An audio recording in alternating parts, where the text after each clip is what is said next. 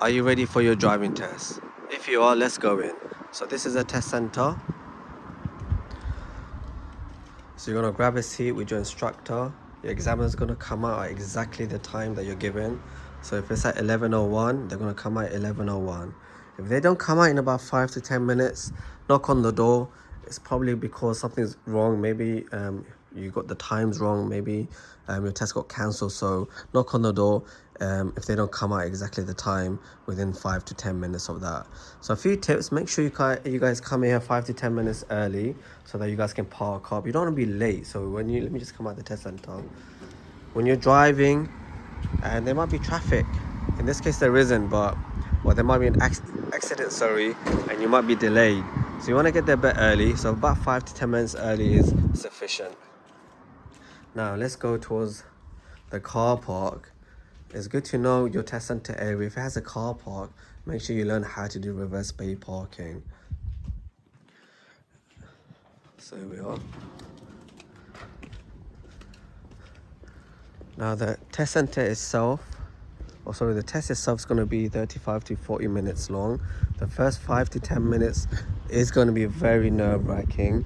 Unless maybe you've done a test and you got a bit of experience, it's your second test, maybe it's your third, then you could be a bit more confident possibly, or you might be quite a nervous person. So here's another learner driving through. It's about 2 learners there, 2 learners. So take your time the first 5 to 10 minutes. You can see giveaway junction. Don't try to push yourself. Don't try to be too eager. It's good to have confidence, but as I said, the first 5-10 minutes, you guys might be a bit nervous and may possibly make a bad decision or a reckless decision and commit a major fault. So you're allowed 0 major faults in the test. You make 1 major fault, that's a test center. You make 1 major fault and you'd fail. You're allowed 15 minors. So you could argue, why if I'm a bit too hesitant and slow? So as I said, in the first 5 minutes, take your time. If you're hesitant, by one situation or 2 situations, you're not going to fail on it unless it's really obvious that you should have gone. Say for example at this giveaway junction and it's completely clear and you don't go, then yeah, you could potentially fail. But you see, look, there's a car coming, you want to wait, no problem. So take your time, first 5 to 10 minutes.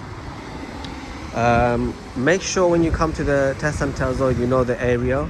For example, the roundabouts in every area may be a bit different. Some of the layout of the roundabouts might be different. So go to the area and see what the roundabouts are like, especially the big roundabouts. You're going to have lane markers on the roundabouts. Some roundabouts, for example, the left goes only left, so you have to go to the right lane in order to go straight. That's an example. When you're doing maneuvers, it's a bit harder to fail on maneuvers because there's ways to correct it. I'm not saying you can't fail on maneuvers, but let me just get in. For example, if you're trying to do reverse bay parking and you don't get into the bay, you can always come out and fix it. That's why there's ways to fix the maneuver itself. So therefore you might get a minor but not a major. So practice with your instructor the maneuvers thoroughly. And also don't forget to learn the show me tell me questions. There's about 20 or so questions.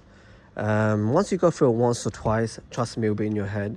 So you don't have to stress too much about it. If you get both of them wrong, you'll get a minor fault. The main thing about the show me tell me question is a question on the move, because that one, students sometimes, they're trying to figure out, for example, the examiner will ask you, can you turn the dip lights on?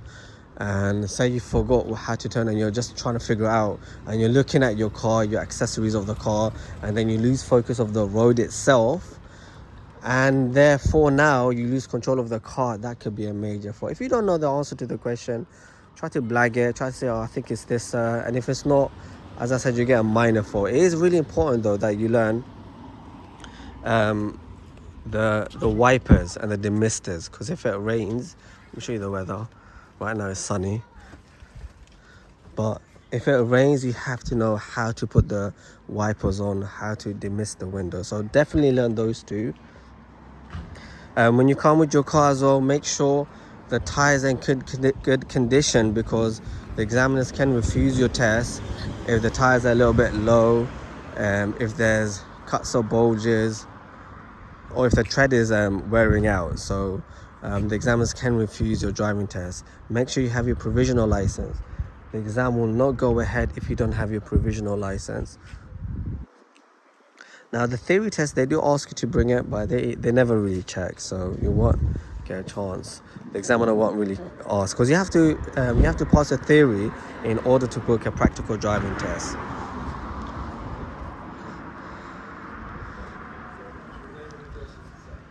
So there's a student right now currently doing an exam. The examiner's coming out.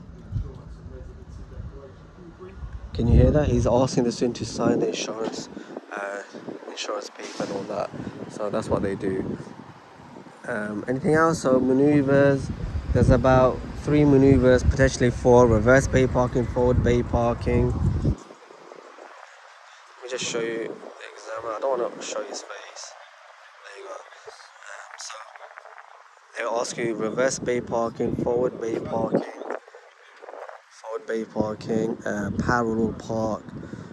What's the other one? Park on the right, reverse back 2 cars in. The emergency stop is not counted as a maneuver. Yes, you'll be asked to do it, but it's not counted as a maneuver. Anyway, guys, there's a few tips. Go to our site, fmdrivingschool.co.uk. Don't forget to like, share, and subscribe. And, subscribe to FM Driving School. Go to our site as well, fmdrivingschool.co.uk.